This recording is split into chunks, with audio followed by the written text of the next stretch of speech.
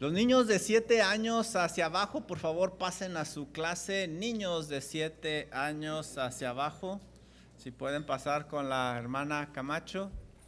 Y si no conocen a la hermana Camacho, es la que siempre anda parada de aquí para allá y para allá. Mírenla, aquí viene.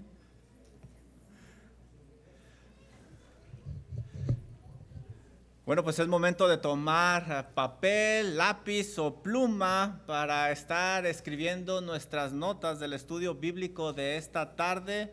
Como les decimos, es muy bueno tomar notas, así vamos a aprender mejor y vamos a tener un registro. No sabemos cuándo vamos a necesitar nosotros esta información.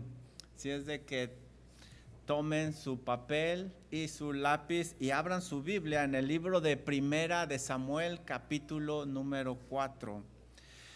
El libro de Primera de Samuel comienza en el tiempo de los jueces y hemos estado estudiando que era un tiempo oscuro, difícil, porque cada quien hacía lo que bien le parecía.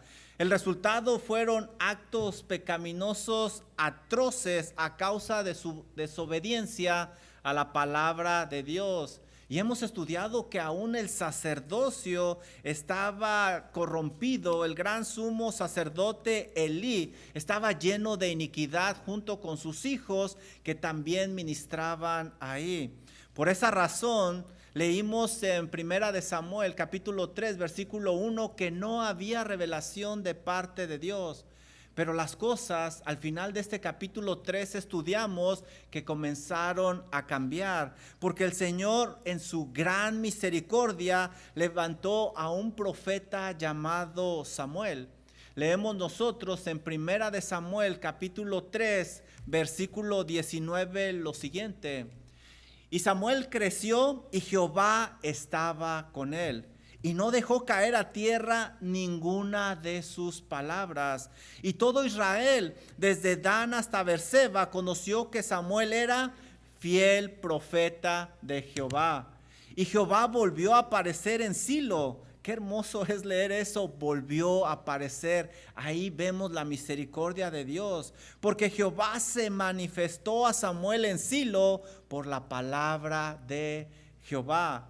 Ahora las cosas eran diferentes para Israel. Ahora tenían la dirección hablada de Dios por medio del fiel profeta Samuel.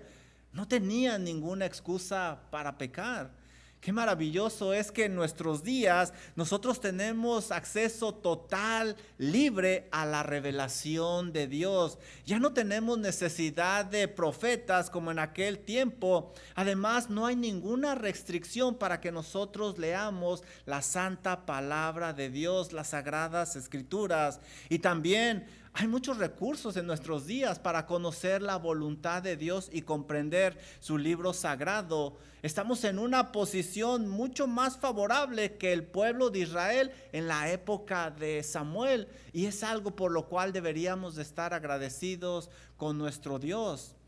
Ahora, todo el capítulo número 4 de Primera de Samuel se enfoca en el arca del pacto de Dios. De hecho, el arca del pacto se menciona 12 veces nada más en este capítulo y se va a seguir mencionando en los próximos capítulos. Pero este capítulo comienza con una frase que parecía que está fuera de lugar. ¿Se fijaron? Mira cómo empieza. Y Samuel habló a todo Israel. Esta frase, aunque muy pequeña, es muy importante. Habían pasado como 3 generaciones y ahora Samuel ya no era aquel joven inexperto. Leímos al final del capítulo número 3 que él ahora era un profeta de Dios. Samuel no se va a volver a mencionar hasta el capítulo número 7, pero nosotros sabemos lo que estaba predicando Samuel en ese tiempo. Miren lo que dice Primera de Samuel capítulo 7 versículo número 3. Este es el mensaje que Samuel iba a estar predicando aunque no se mencionara. Dice Primera de Samuel 7:3. Y habló Samuel a toda la casa de Israel diciendo: si de todo vuestro corazón os volviereis a Jehová, Quitad los dioses ajenos y a Astarot de entre vosotros, y preparad vuestro corazón a Jehová, y solo a él servir, y él os librará de la mano de los filisteos. Este era el mensaje que predicaba Samuel. Esta es una clara y abierta invitación al arrepentimiento y a la santidad. Pero la pregunta es, ¿escucharía el pueblo de Israel las alertas de la palabra de Dios? Este capítulo nos va a dar la respuesta. El día de hoy aprenderás 3 consecuencias que vivirás si ignoras las alertas de la palabra de Dios.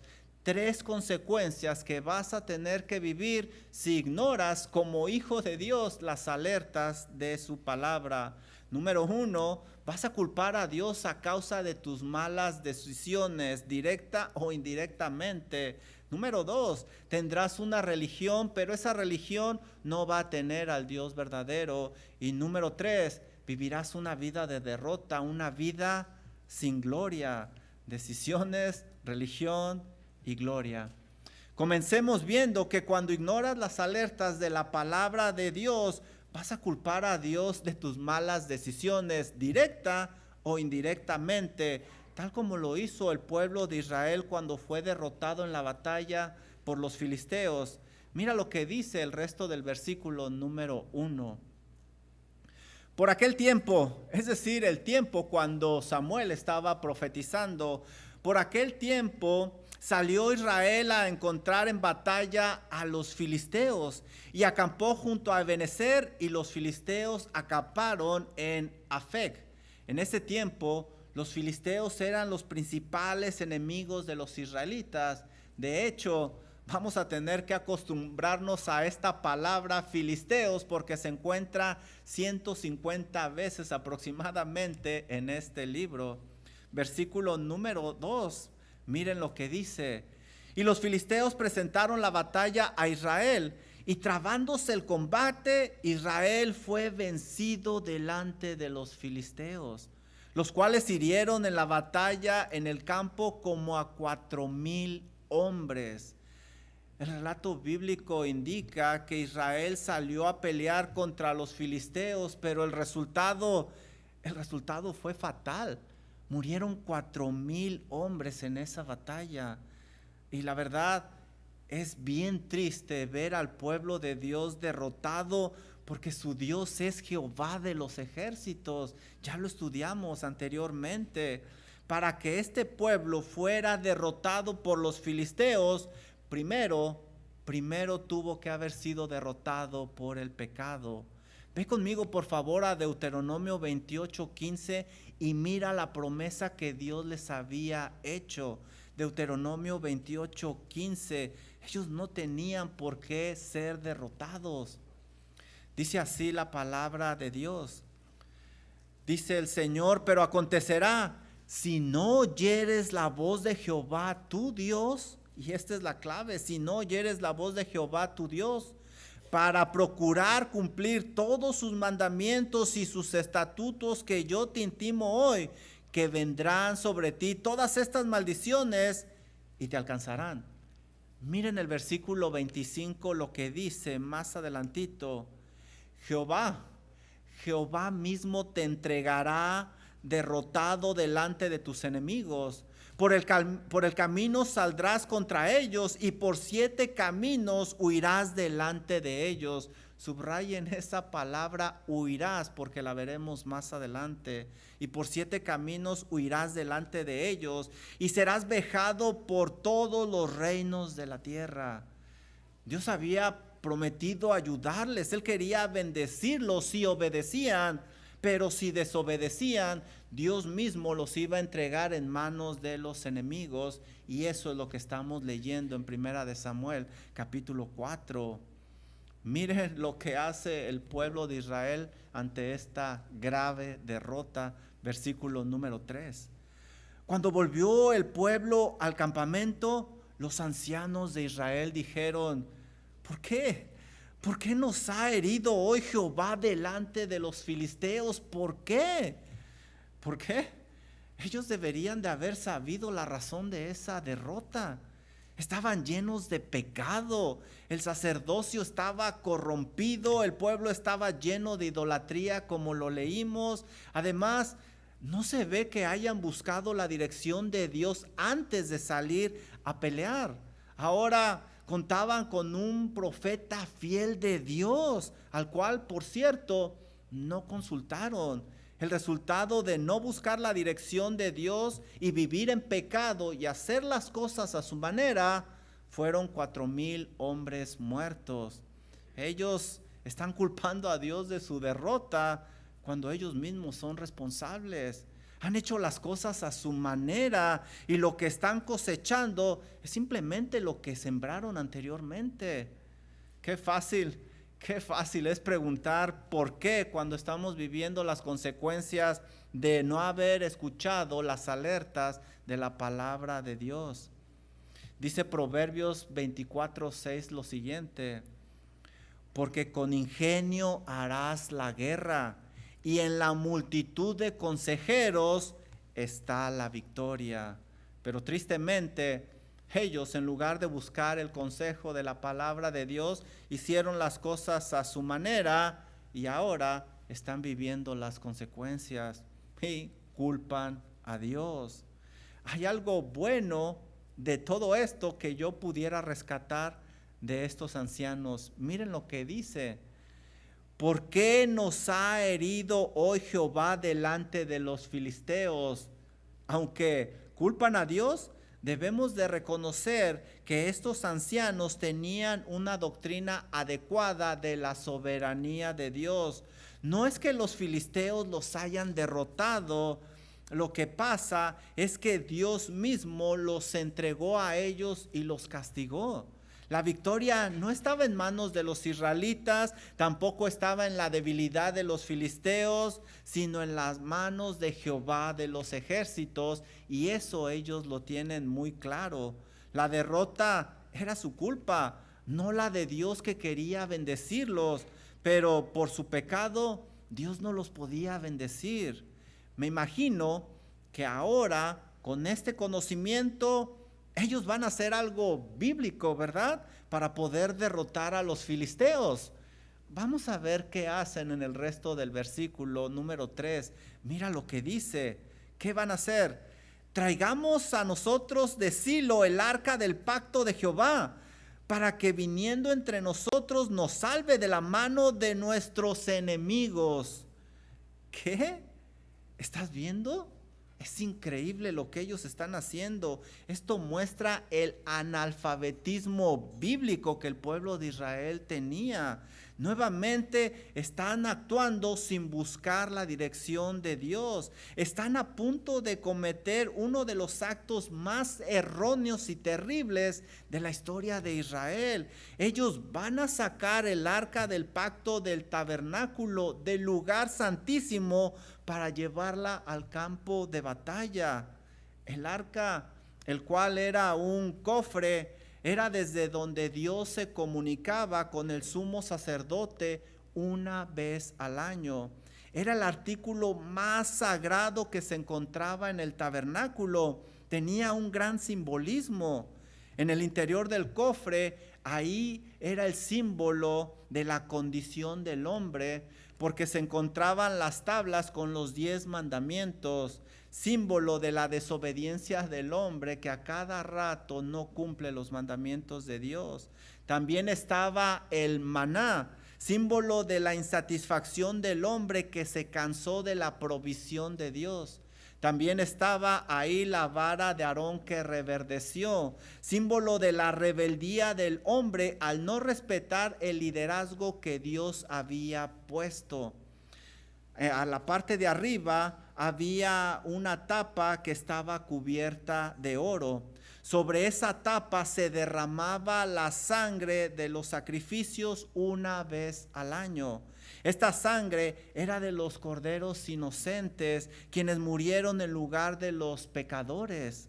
Encima de esa tapa había 2 querubines y en esa parte era donde se manifestaba Dios. La tapa con la sangre simbolizaba la protección entre la gloria de Dios, su santidad y el pecado del hombre. El arca era el artículo más preciado ahí en el tabernáculo.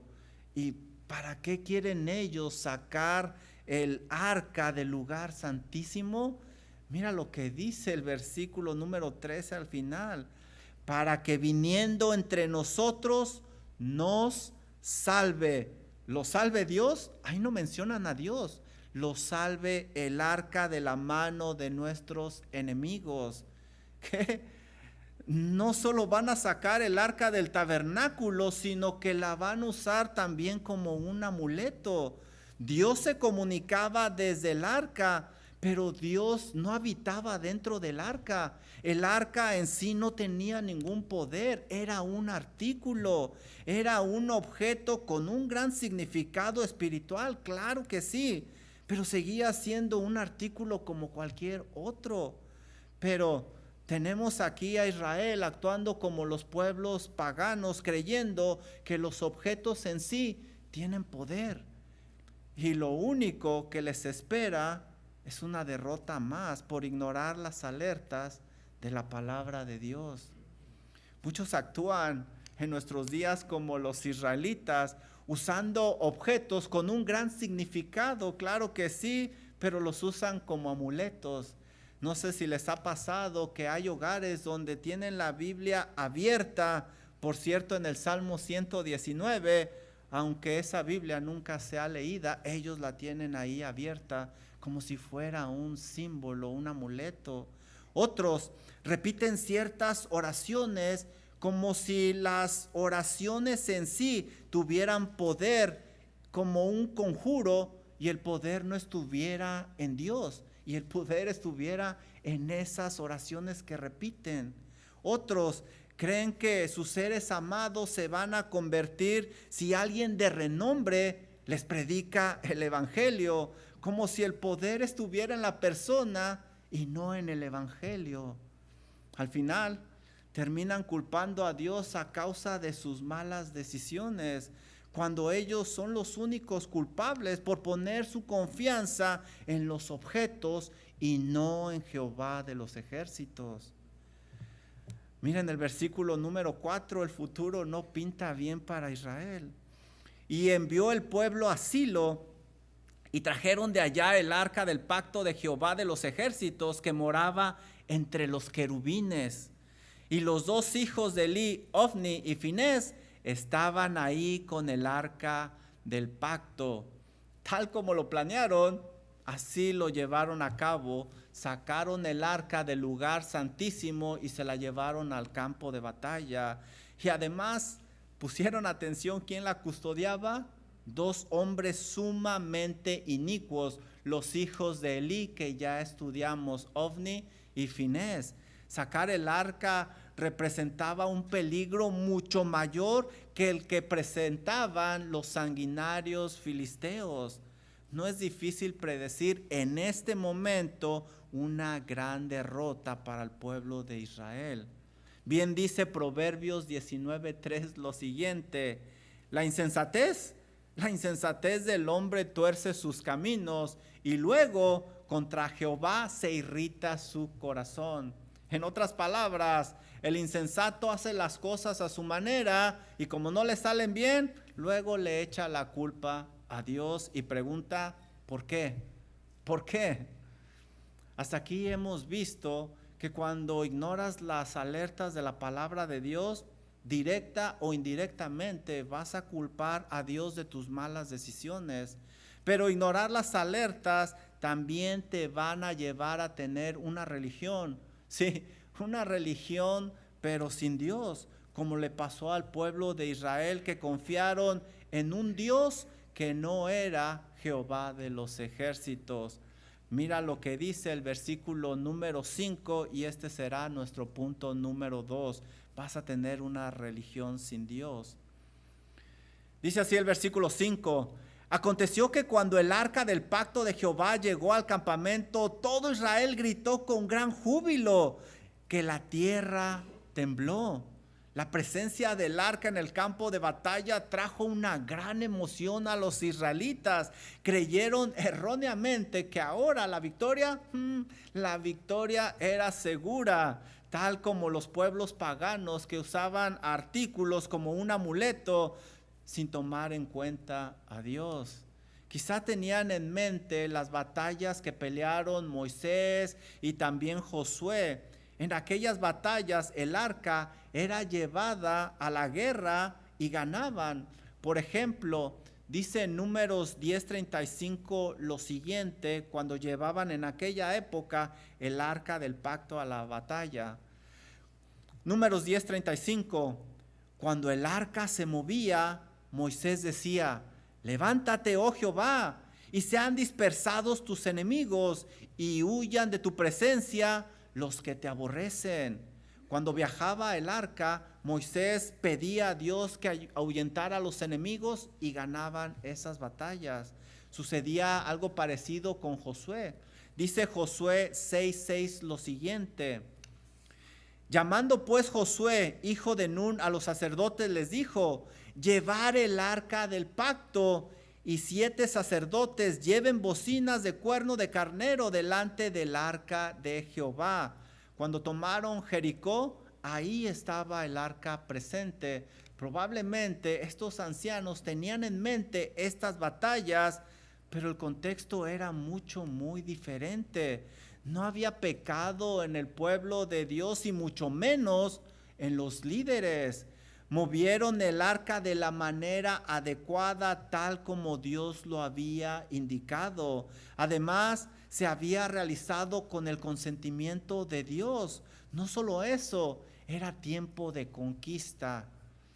Pero aquí el pueblo hizo su propia religión, tomó sus propias decisiones, hizo su propia ley, tenía una religión sin el Dios verdadero. Definitivamente, el futuro no pinta bien para Israel en esta batalla. Mira lo que sucede, versículo 6. Cuando los filisteos oyeron la voz de júbilo, dijeron: ¿qué voz de júbilo es esta tan grande en el campamento de los hebreos? Y supieron que el arca de Jehová había sido traída al campamento. Y los filisteos tuvieron gran miedo, porque decían: ¿ha venido Dios al campamento? No era Dios, era el arca del pacto. Los pueblos paganos pensaban que el ídolo moraba en ese artículo que ellos adoraban. Por esa razón, al ver el arca del pacto, pensaron que Dios mismo estaba haciendo su aparición. Qué poco conocían a Jehová de los ejércitos. Dice Primera de Reyes 8:27, cuando Salomón dedica el templo, dice estas palabras impresionantes. Primera de Reyes 8:27, pero ¿es verdad que Dios morará sobre la tierra? He aquí, los cielos de los cielos no te pueden contener. Si los cielos de los cielos ni la tierra pueden contener a Dios, mucho menos un cofre. Qué poco conocían a Dios estos filisteos. ¿Qué pasa en los filisteos cuando ven el arca? Mira el versículo número 8. ¡Ay de nosotros! ¿Quién nos librará de la mano de estos dioses poderosos? Estos son los dioses que hirieron a Egipto con toda plaga en el desierto. Los filisteos sabían muy bien de las hazañas que Dios había hecho cuando sacó a su pueblo de la esclavitud de Egipto. Ellos saben muy bien que esas obras poderosas no pudieron haber sido por cualquiera, sino solo por un Dios sumamente poderoso. A ese Dios es al que deberían de temer, no al arca del pacto, que era simplemente un símbolo de su presencia, tal como lo dijo Moisés. Dice Éxodo 25:22 lo siguiente con lo que respecta al arca.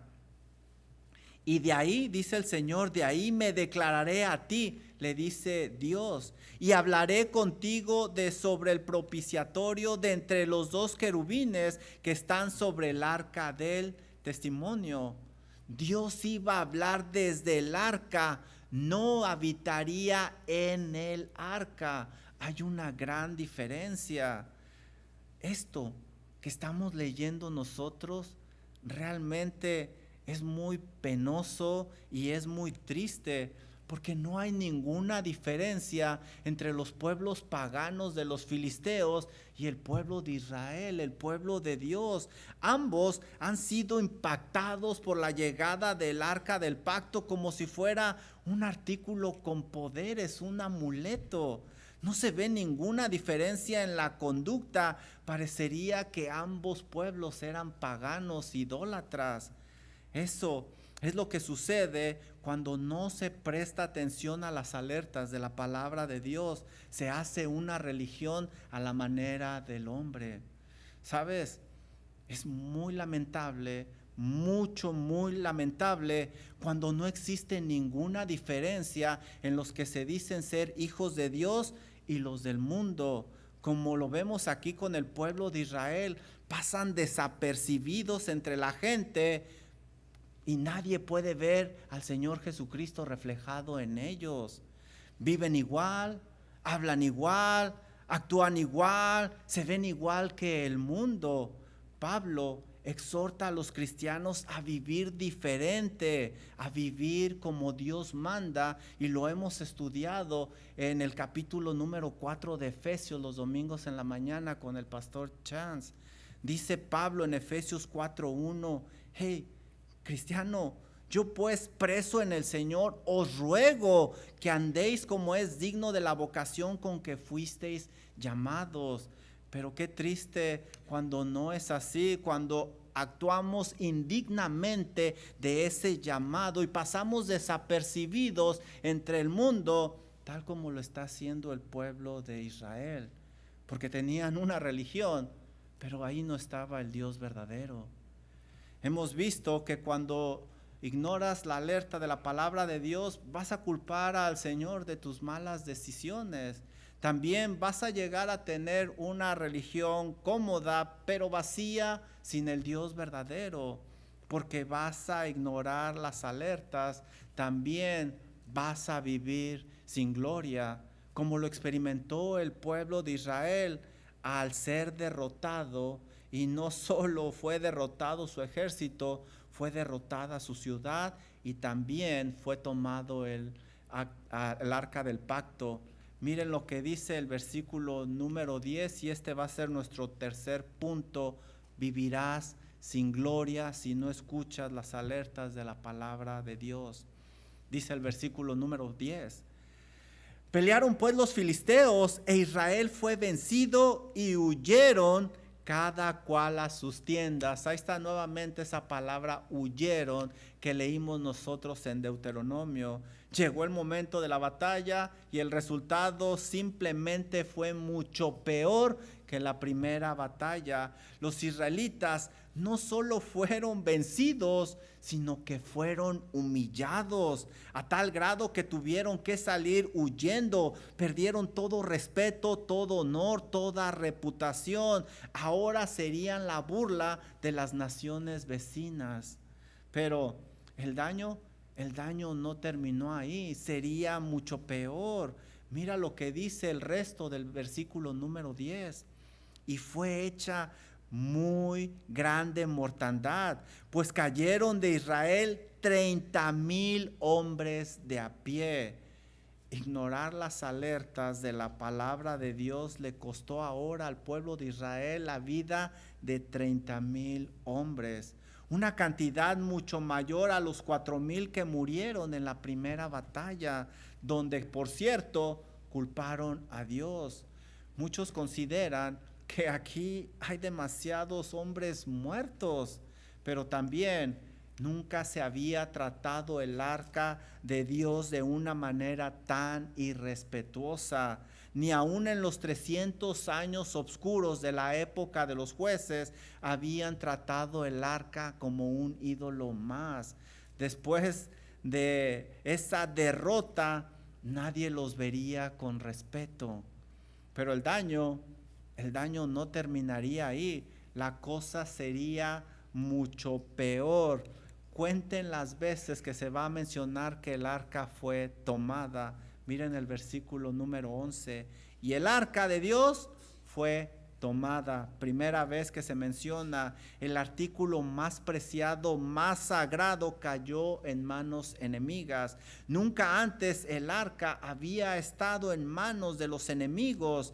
Vamos a contar 5 veces que se menciona en el resto del capítulo que el arca fue tomada para resaltar el impacto que esto significaba. Era tan sagrada que estaba detrás de un velo en el lugar santísimo del tabernáculo. Solo era vista por el sumo sacerdote una sola vez al año en el día de la expiación. Pero por causa de ignorar las alertas de la palabra de Dios, ahora estaba a la vista de los pecadores idólatras. El artículo que representaba para ellos una posición de honor había sido capturada. Dios había permitido que el arca fuera llevada con los filisteos porque le iba a enseñar grandes lecciones a ambos pueblos, a los israelitas y también a los filisteos. Pero el daño no terminó ahí. Miren lo que dice el resto del versículo número 11. Y muertos los 2 hijos de Elí, Ofni y Finés. El juicio de Dios cayó sobre el sacerdocio también con la muerte de los hijos del sumo sacerdote, el cual fue profetizado y ya estudiamos anteriormente. Pero no iba a terminar el daño ahí. Miren el versículo 17. Y el mensajero respondió diciendo, este mensajero que fue a llevar la noticia: Israel huyó delante de los filisteos y también fue hecha gran mortandad en el pueblo. Y también tus 2 hijos, Ofni y Finés, fueron muertos y el arca de Dios ha sido tomada. Segunda vez que se menciona. Miren el versículo 18. Y aconteció que cuando él hizo mención del arca de Dios, Elí cayó hacia atrás de la silla al lado de la puerta y se desnucó y murió, porque era hombre viejo y pesado y había juzgado a Israel 40 años. El reporte del mensajero fue demasiado impresionante para Elí, que tenía 98 años y aparte era un hombre pesado. Muchos creen que aquí está porque participaba también de las ofrendas que robaban sus hijos, que estudiamos anteriormente. La noticia de la captura del arca fue más aterradora para Elí que la noticia de la muerte de sus hijos. Muy probablemente también pensaba lo mismo que los demás, que si no tenían el arca del pacto, ya no había Dios.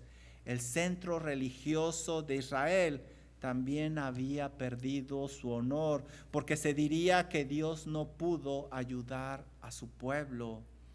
Pero las cosas malas no terminan ahí. Miren el versículo 19.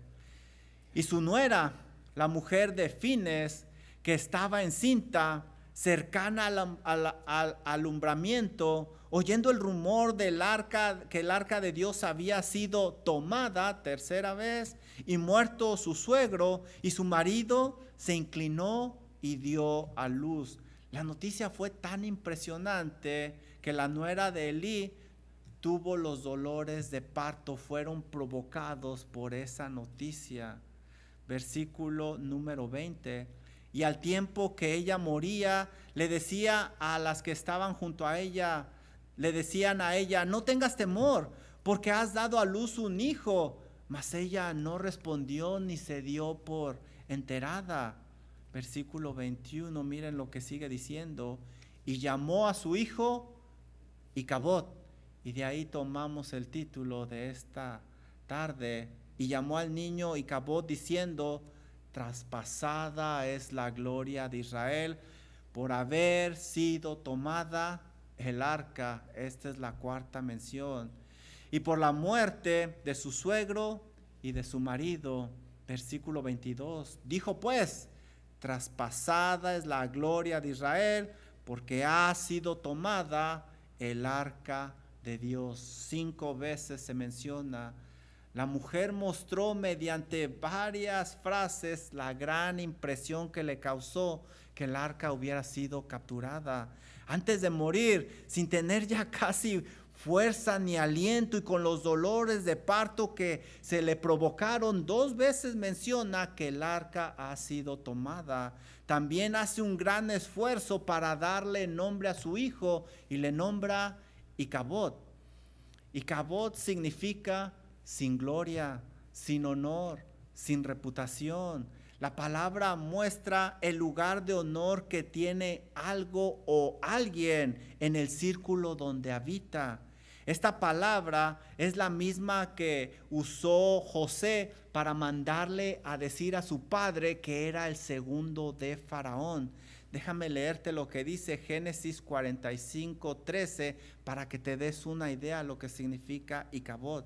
José le manda a decir a su padre lo siguiente: haréis pues saber a mi padre toda mi gloria en Egipto. Ahí está la palabra. Y todo lo que habéis visto, ahí está la definición, la gloria que tenía José, el honor, la reputación. Daos prisa y traer a mi padre para acá. Esta mujer pensó que al ser capturada el arca, Israel ya no tendría ninguna gloria porque Dios los había dejado. La realidad es que el arca fue capturada porque Dios ya los había dejado desde antes a causa de su pecado, por haber ignorado las alertas constantemente de la palabra de Dios. Ahora tendrían que vivir sin gloria, sin honor, sin una posición de respeto. Dios no había dejado de estar en su trono porque el arca había sido tomada. Dios seguía en control. La realidad es que Dios estaba ahí actuando soberanamente, como lo veremos en los próximos capítulos. Había permitido en su soberanía que todo esto sucediera para darle grandes lecciones al pueblo de Israel y de paso también a los filisteos. Además, estaba haciendo una limpia en el sacerdocio, preparando el camino para Samuel, quien sería el último juez de Israel. ¿Sabes? A veces cuando las cosas se ponen difíciles, pensamos que Dios no está ahí. Pero la realidad es que muy probable es que Dios está cumpliendo sus propósitos y lo más seguro es que está limpiando la suciedad del pecado y quizá levantando algunos Samueles por ahí. Termino con esto. El miércoles 10 de abril de 1912 zarpaba el enorme transatlántico británico conocido como el Titanic rumbo a la ciudad de Nueva York. A pesar de su gran tamaño y de que llevaba 2,223 personas a bordo, su cuarto de comunicación, dice la historia, era muy pequeño. Tristemente, el capitán dejó de enfocarse en lo más importante que trasladaba el barco: las personas, la seguridad de las personas. Dice la bitácora que el 11 de abril recibió 6 alertas de otros barcos sobre una gran montaña de hielo que estaba delante de ellos en el camino. Pero esas alertas fueron ignoradas. Al día siguiente, el 12 de abril, recibió 5 alertas más, las cuales, por cierto, fueron ignoradas. Al día siguiente, el 13 de abril, recibió 3 alertas más, las cuales, al igual que las anteriores, fueron ignoradas. El 14 de abril les enviaron 7 alertas más, las cuales también fueron ignoradas. Las consecuencias de ignorar esas alertas fueron simplemente mortales. Ese día murieron 1,496 personas, incluyendo Edward Smith, el capitán del Titanic. El capítulo número 4 de Primera de Samuel comienza indicando que el pueblo de Israel estuvo recibiendo alertas de parte de Dios. Y lo leímos: y Samuel habló a todo Israel. Pero esas alertas esas alertas fueron ignoradas. Quizás pudiéramos nosotros apuntar con el dedo al pueblo de Israel o quizá al capitán del Titanic, pero muy probablemente muchos de nosotros somos igual de culpables que ellos. ¿Cuántas alertas de parte de Dios hemos estado recibiendo por mucho tiempo y al igual que ellos las hemos estado ignorando? La palabra de Dios está a nuestro alcance en una manera muy accesible, la leemos y ¿qué hacemos? La ignoramos. ¿Cuántos sermones nos han traído una gran convicción al corazón y no hemos hecho los cambios pertinentes para cambiar nuestra vida? Ignoramos las alertas. ¿Cuántas pláticas edificantes han tenido con nosotros donde hombres de Dios nos han alertado? ¿Y qué hemos hecho? Ignorarlo todo. Como aprendimos el día de hoy, muchas tragedias se pueden evitar si hacemos caso a la palabra de Dios, a las alertas que nos está dando. El pueblo escuchó la alerta finalmente, pero después de mucho dolor. Ve conmigo por favor a 1 de Samuel 7 y mira lo que dice el versículo número 3. Finalmente va a aparecer Samuel y mira lo que les dice. 1 de Samuel 7:3. Y habló Samuel a toda la casa de Israel diciendo: si de todo vuestro corazón os volvéis a Jehová, quitad los dioses ajenos y a Astarot de entre vosotros, y preparad vuestro corazón a Jehová, y solo a él servid, y él os librará de la mano de los filisteos. ¿Qué hizo el pueblo de Israel después de tanto dolor y tantas muertes? Versículo número 4. Entonces los hijos de Israel quitaron los Baales y Astarot y sirvieron solo a Jehová. ¿Será este sermón una alerta más que vas a ignorar? Espero en Dios que no sea así, para que no vivas sin ninguna gloria y para que no vivas un gran dolor. Vamos a orar.